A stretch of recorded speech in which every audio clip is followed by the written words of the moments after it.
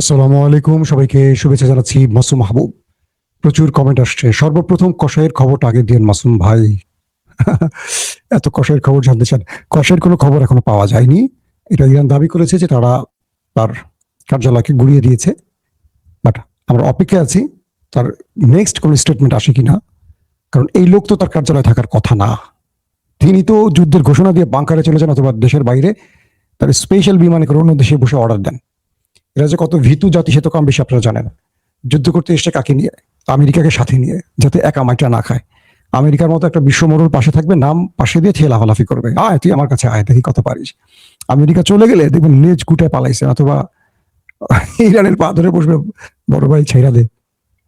দর্শক, কিছু গুরুত্বপূর্ণ খবর দেবো। রাত বেশি হয়ে গেছে, আপনারা সেহরি যারা খাবেন অবশ্যই, বাংলাদেশের দর্শক আর প্রবাসের দর্শক সবার টাইম আলাদা, তাই 10-12 মিনিটের মধ্যে শেষ করবো। লাস্ট আপডেট হলো যে আমেরিকা এসেছিল মধ্যপ্রাচ্যকে বাঁচানোর নাম করে, বিশাল বিশাল ঘাঁটি তৈরি করে আরব রাষ্ট্রের মধ্যে বসেছিল এবং আরবের পেট্রো ডলার পকেটে করে বাড়ি ফিরছিল। সেই আমেরিকা শেষ পর্যন্ত আরবের সাহায্যে এখন লুকাচ্ছে, অর্থাৎ আরব আমিরাত, সৌদি, কাতার, কুয়েতে। ইরান যখন ধোলাইটা শুরু করেছে তখন সেই সেনারা, বুঝছেন তো, পশ্চিমা সেনারা কোথায় পালাবে? কাতারের যারা আছেন, কাতারের পুলিশের সহযোগিতা নিয়ে স্পেশাল বিমানে হারিয়ে যাচ্ছেন। দুবাইতে বিশেষ বিমানই করে তারা গোপন জায়গায় চলে যাচ্ছেন, কুয়েতে, আরব আমিরাতে, সব জায়গায়। কিন্তু এই ঘাঁটিগুলো যুগের পর যুগ কেন করেছিল আমেরিকা? যে তোমাদেরকে আমরা বাঁচাবো ইরানের হাত থেকে বা তোমাদের শত্রুদের হাত থেকে। এখন তারা নিজেরাই পালাতে শুরু করছে আরবদের রেখে। আরবরা বলছে, তোমরা আমাদের বাঁচাতে এসেছিলে, এখন তোমরা পালাচ্ছ কেন?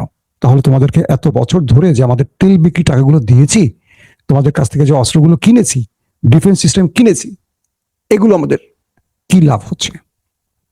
আরবরা বলছে, তুমি তো নিজেকে বাঁচানোর জন্যই ব্যস্ত, আর তোমার ভাই ইসরায়েলকে বাঁচাতে ব্যস্ত, আমাদেরকে ধোকা দিচ্ছ কেন?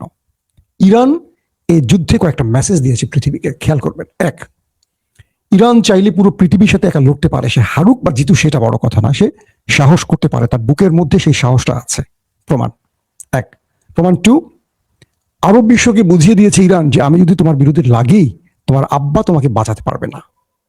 তুমি আমার সাথে আপোষ করে চলো, তুমি তোমার বন্ধু পরিবর্তন করো, তুমি আমাকে বন্ধু না বানিয়ে তুমি এত হাজার মাইল দূরের একজন বন্ধু বানিয়েছো যে নিজে বিপদে পড়ে নিজেই পালাচ্ছে তোমাকে সামনে রেখে। তুমি কাকে বন্ধু বানিয়েছো? আমি যে তোমাদেরকে মারছি একা, তোমার আব্বাকেও মারছি, তোমার বড় ভাই ইসরায়েলকেও মারছি, তোমাদেরকেও মারছি। আসো, তুমি চিল্লাই পাল্লা করতেছো কেন? আসো, একটা মিসাইল মারো আমাকে। আমি তোমার আব্বার ঘাঁটি উড়িয়ে দিয়েছি, তোমার আব্বারা পালিয়ে উঠছে হোটেল উড়িয়ে দিয়েছি, সেখান থেকে পালিয়ে গেছে রিসোর্ট কেন্দ্রে, সেটা উড়িয়ে দিয়েছি, সেখান থেকে চলে গেছে আরেক জায়গায়, সেটা উড়িয়ে দিয়েছি। এরপর তারা আরেক জায়গায় পালিয়েছে, এইভাবে তারা পালাতে থাকবে। তাহলে তোমাদের লাভ হলো কি? এখন পর্যন্ত কোনো আরবের দেশ পাল্টা আঘাত ইরানে করার সাহস করেনি। তারা সম্মিলিত আক্রমণের প্ল্যান করছে। তারা আবার ভাবছে, যদি আমরা আক্রমণ করি ইরানে, তাহলে তোমাদের সাজানো গোছানো দেশটাকে ইরান রাখবে না, তামা করে ফেলবে। অর্থাৎ আমরা একটা আক্রমণ করলে ইরান তো অনুমতি পেয়ে যাবে, বৈধতা পেয়ে যাবে, তখন ইরান আমাদের পিঠের চামড়া রাখবে না। এই জন্য আরব রাষ্ট্রগুলো 2 পা সামনে যাচ্ছে, 10 পা পেছনে যাচ্ছে, 10 পা পেছনে যাচ্ছে। তারপরও আমেরিকা বা ইউরোপ কোন খেলা দেয়, তারা কি করে আমরা দেখতে চাই। রাশিয়া বলেছে এই যুদ্ধ তৃতীয় বিশ্বযুদ্ধের রূপ নিতে পারে, কারণ যদি ফ্রান্স, জার্মান, আরবরা আমেরিকা, ইসরায়েলের সাথে ইরানের বিরুদ্ধে নেমে যায়, সেক্ষেত্রে ইরানের মিত্ররা হয়তো চীন,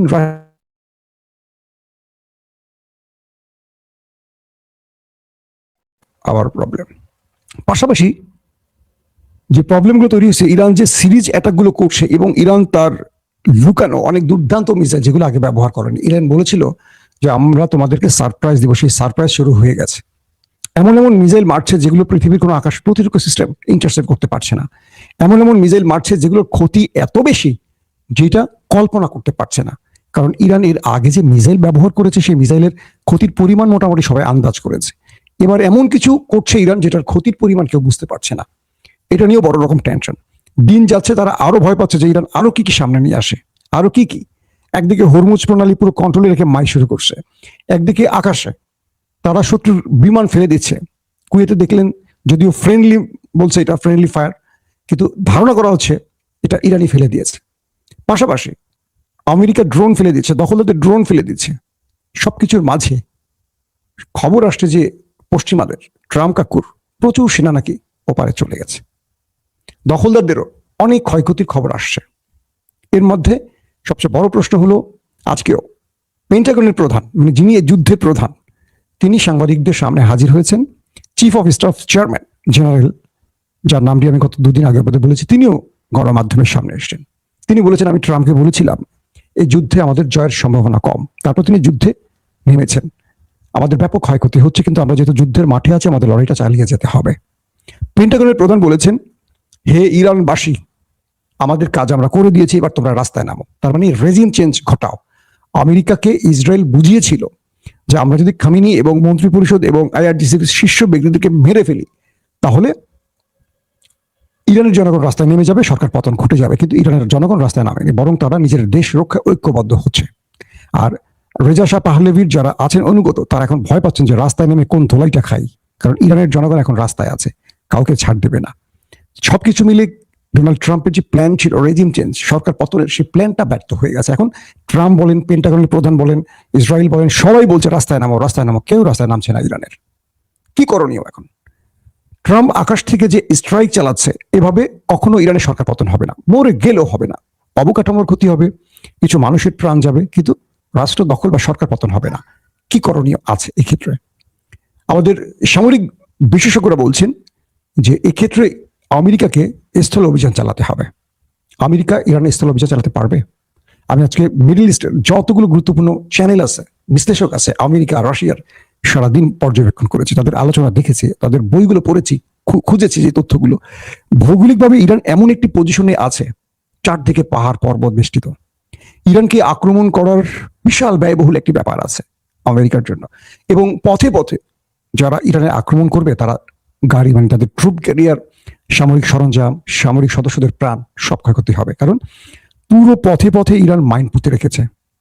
আকাশ থেকে যেটুকু পারবে তারা ক্ষয়ক্ষতি করবে, কিন্তু তারা যখন স্থলে অভিযান চালাতে আসবে, সেটা ইরাক দিয়ে আসুক বা যে কোনো রাষ্ট্র, মানে যে কোনো দেশ দিয়ে ঢোকার চেষ্টা করবে। চারদিকে যেহেতু পাহাড় পর্বত, বিশাল এলাকা, প্রায় কত 31টা না 32টা প্রদেশ, ইরানের 31 থেকে 32টা প্রদেশ, এর মধ্যে 24টা প্রদেশে আমেরিকা ইসরায়েল অ্যাটাক করেছে, কিন্তু ইতিমধ্যে 24টায়। তারপরও ইরান বলছে যে না, এই যুদ্ধ ওরা শুরু করেছে, আমরা শেষ করব। দমে যাচ্ছে না, মাইট চলতেছে। ইরানে আক্রান্ত হচ্ছে, কিন্তু ইরান, পৃথিবীর বড় বড় গণমাধ্যম বলছে না হয়তো, কিন্তু ইরান পাল্টা আঘাত করে যাচ্ছে, এটাই শুধু এখন বলা হচ্ছে। এখন যে বিষয়টা তৈরি হয়েছে যে ইরান যত রকম বাধা আসুক, তারা বলছে যদি আমেরিকা স্থল অভিযানে আসে, আমরা অপেক্ষায় আছি। কারণ এই পাহাড় পর্বত দিয়ে, সরু পথ দিয়ে, অলিগলি দিয়ে, পাহাড়ের ভেতর দিয়ে তারা যখন আসবে, একটা মাইন বিস্ফোরণ হবে। আমেরিকা এই লম্বা যুদ্ধে যেতে চাচ্ছে না। আর ইরানের পক্ষ থেকে আজকেও বলা হয়েছে যে আমরা লম্বা যুদ্ধের জন্য, দীর্ঘ যুদ্ধের জন্য প্রস্তুতি নিয়েছি। ট্রাম্পের গলা শুকিয়ে গেছে। ইরান যখন বলছে আমরা লম্বা যুদ্ধের জন্য প্রস্তুতি নিয়েছি, কারণ লম্বা যুদ্ধে ট্রাম্প চান না। ট্রাম্প চাচ্ছেন একটা স্ট্রাইক চালাবেন, একদিন দুই দিনে প্রথম সারির ব্যক্তিদেরকে মেরে দিবেন, রেজিম চেঞ্জ ঘটে যাবে। কিন্তু ট্রাম্প, ইসরায়েল বা যারা যুদ্ধের মূল পরিকল্পনাকারী, তারা বুঝতে পেরেছেন যে ইরান দমে যাচ্ছে না বা দমে যাবে না। ইরান আর 7 থেকে 10 দিনে যুদ্ধ চালিয়ে দিলে পুরো মধ্যপ্রাচ্য অচল হয়ে যাবে। ইতিমধ্যে মধ্যপ্রাচ্যের সাথে পুরো পৃথিবী বন্ধ হয়ে গেছে, বিমান চলাচল বন্ধ হয়ে গেছে। কাতারের গ্যাস ক্ষেত্রে হামলা হয়েছে, পুরো গ্যাস বন্ধ। ইউরোপে গ্যাসের দাম 50-60% বেড়ে গেছে। দুদিন পর ইউরোপ গ্যাস পাবে না, ইউরোপ অচল হয়ে যাবে। গ্যাস ছাড়া ইউরোপ চলতে পারে না, জানেন তো, ঠান্ডার দেশ। এবং হরমুজ প্রণালী ইরান বন্ধ করে দিয়েছে। এই হরমুজ প্রণালী বন্ধ করে দিলে পুরো এশিয়া বা আমাদের এই পুরো অঞ্চলটা গ্যাস পাবে, মানে তেল পাবে না। তেলের দাম বাড়বে কি? তেলের দাম তো আকাশচুম্বী হবেই। কলকারখানা বন্ধ হবে। তেল না পেলে দাম দিয়ে কি হবে বলেন? তেল তো পেতে হবে। আবার ধরেন, যেটা আমরা গালফ অফ এডান বা লোহিত সাগর বলি, যেটা আমি আপনাদের বিগত ফিলিস্তিনের নিউজে সবসময় বলতাম, বাবুল মান্দাফ, মনে আছে সেই বাবুল মান্দাফ নামটা? যারা আমার নিয়মিত দর্শক তারা জানেন। এই বাবুল মান্দাফটা দখলে আছে হুতিদের। এই বাবুল মান্দাফ হুতিদের দখলে, যেটা ইরানের প্রক্সি বাহিনী। ইরানের কাছে আছে হরমুজ প্রণালী, দুটোই তাদের দখলে। এই দুটো বন্ধ করে দিলে মধ্যপ্রাচ্যের তেল রপ্তানি পুরোপুরি বন্ধ, গ্যাস রপ্তানি পুরোপুরি বন্ধ। একদিকে ইউরোপ শেষ, একদিকে পশ্চিমা দুনিয়া শেষ। আমরা তো মাইনকা চিপায় পড়বো। হয়তো মুসলিম রাষ্ট্র হিসেবে আমাদেরকে ছোটমাটো কিছু দিবে, ছাড় দেবে, ইরান বা সৌদি আরব কিছু ছাড় দেবে। তো এখন কি করবে? কারণ ইরান যে গেমটিতে নামছে, এটি অল্প সময় ছাড়বে না। কারণ ইরানের পররাষ্ট্রমন্ত্রী বলছে যে না, আর কোনো ডায়লগ নয়, আর কোনো আলোচনা নয়। ট্রাম্প বারবার আলোচনার প্রস্তাব পাঠাচ্ছেন। তারা যুদ্ধ লম্বা করবেন, তারা প্রতিশোধ নেবেন, এবং ইরান গেরিলা পদ্ধতিতে চলে যেতে পারে যুদ্ধ। কি কারণে? ট্রাম্প যখন দেখবেন যে কোনোভাবে আর ইরানকে কবজা নিতে পারছে না, তিনি স্থল বাহিনী পাঠাতে চাইবেন, ন্যাটোকে নিয়েও হয়তো তিনি ঢোকার চেষ্টা করবেন। তখন চীন পুরোপুরি তালেবানদের মতো গেরিলা সিস্টেমে চলে যাবে। গেরিলা পদ্ধতিতে ইরানের সাথে পেরে ওঠার সম্ভাবনা খুব কম। লম্বা টাইম এই ইরান ইরাকের সাথে 7 থেকে 8 বছর যুদ্ধ করেছে, পুরো দুনিয়া ইরাককে সাপোর্ট করেছে, কিন্তু ইরাক বা সাদ্দাম বিজয় লাভ করতে পারেনি। তো এখন আফগানেই তো পারেনি আমেরিকা, 20 বছর থেকেও এক তালেবানদের কাছে কিচ্ছুই নেই। কয়েকটা মান্দার তামলের বন্ধু, এরা পাহাড়ে ঢুকে যেত, রাতের অন্ধকারে বেরোয় হিট করতো, আবার চলে যেত, কয়েকটা রকেট মারতো, কাঁধে করে ঠাস করে আবার গর্তে ঢুকে যেত। তো ইরান তাদেরকে এখন টেনে আনবে স্থল অভিযানে, যে আসো তোমরা ঢোকো, তোমাদেরকে আমরা প্যাকেট করে পাঠানো শুরু করব। আর পুরো দেশের মধ্যে যেহেতু পাহাড় আর পর্বত, সেনাবাহিনীর নিজেকে সেভ করার জন্য যথেষ্ট এলাকা আছে। কি পরিমাণ অ্যাটাক করবে? পাহাড়ি অঞ্চলে অ্যাটাক করে আফগানি তো পারেনি, আফগানিও কিন্তু পাহাড়ি অঞ্চল। তো ইরানের সেনারা থাকবে ম্যাক্সিমাম পাহাড়ের গুহার মধ্যে, প্রচুর বাংকার তৈরি করা ইরানের মধ্যে, প্রচুর বাংকার। আপনারা দেখেন না যে ইরানের পারমাণবিক কেন্দ্রগুলো পাহাড়ের নিচে গর্ত করে সেখানে করছে, যেখানে বাংকার ব্লাস্টার বোমা মেরে কিছু করতে পারছে না। আজকে নাতাঞ্জ পারমাণবিক কেন্দ্র হামলা হয়েছে।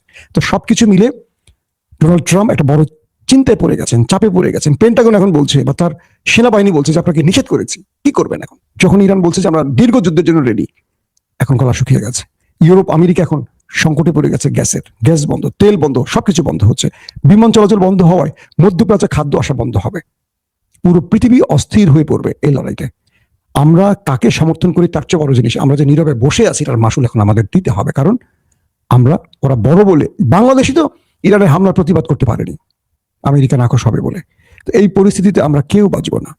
আগামী দিনটা খুব ভয়াবহ দিন আসতে যাচ্ছে।